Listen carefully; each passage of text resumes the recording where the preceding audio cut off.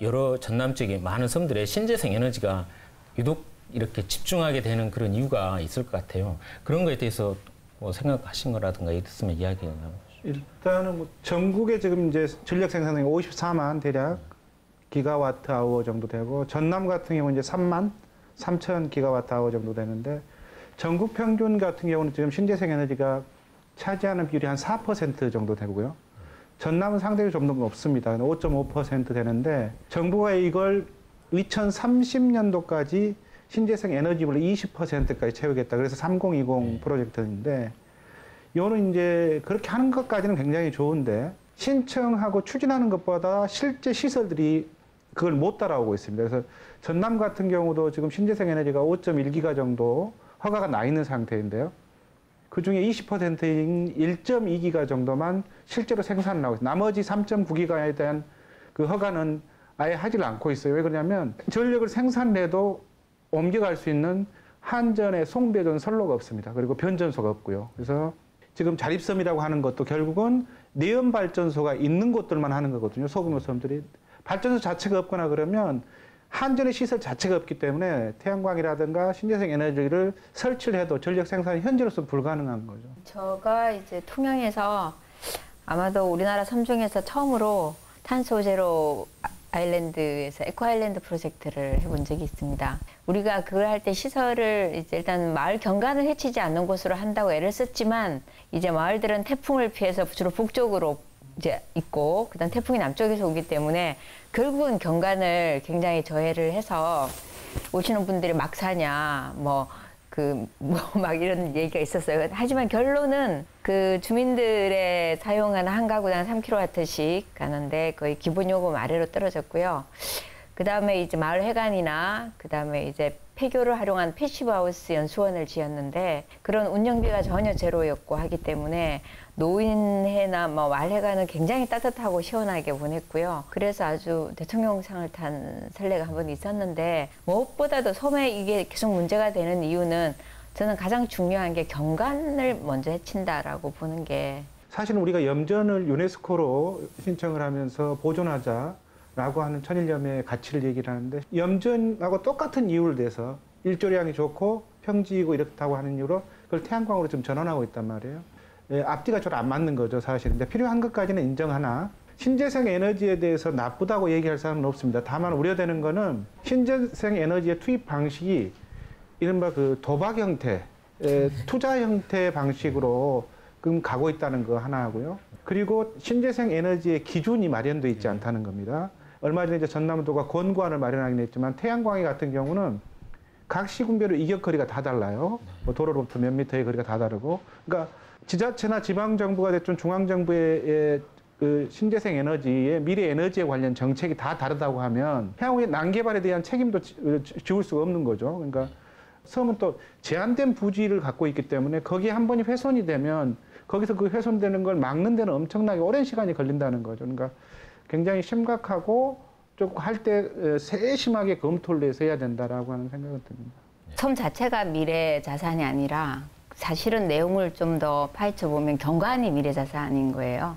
그래서 이제 섬에 있었을 신재생 에너지 단지는 굉장히 조심스러워야 되고, 또 주민들도 사실은 우리 섬의 경관이 다 망가지는 걸 원하지는 않을 거예요. 그럴 경우에 주민들과 합의해서 이쪽 경관은 아주 완벽하게 보존을 하고, 섬 뒤쪽에 잘 보이지 않는 곳이라든지 어장 쪽이라든지 이쪽 부분에서 이렇게 합의를 해서, 그것도 어떤 업체가 좀 공격적인 마케팅으로 그 섬의 자연 자산을 잠식하는 것보다 그 독일의 예처럼 마을에 이렇게 협동조합을 통해서 마을의 공유 자산으로 이렇게 활용하는 방법을 좀 늦었지만 어디든지 먼저 한번 시범적으로 한 10군데 이상은 해봐야 된다고 생각을 합니다. 그것에 대해서는 어떻게들 생각하고 계시는지.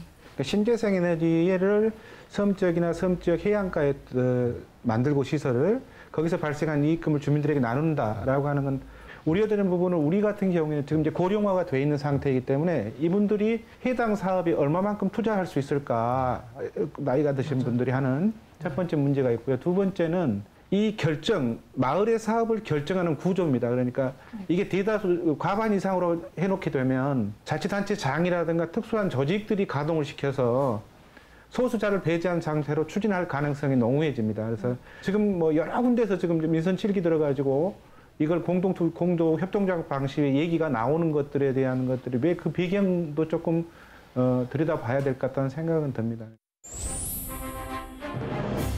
약 70명의 주민이 거주하는 홍성의 유일한 유인도 죽도. 얼마 전부터 죽도를 방문하는 관광객들이 크게 늘었습니다. 그런데 죽도로 향하는 여객선이 다니기 시작한 것은 얼마 되지 않았다는데요. 5월 27일부터 첫 출항했어요. 주말에는 많이 방문하고 계십니다. 많을 때는 주말에 400명까지 방문하신 적이 있고 보통 평균 한 200명 이상은 오시는 것 같아요. 그 주말에는. 여객선이 취항하기 이전에 죽도로 가기 위해선 개인 어선을 이용해야만 했답니다.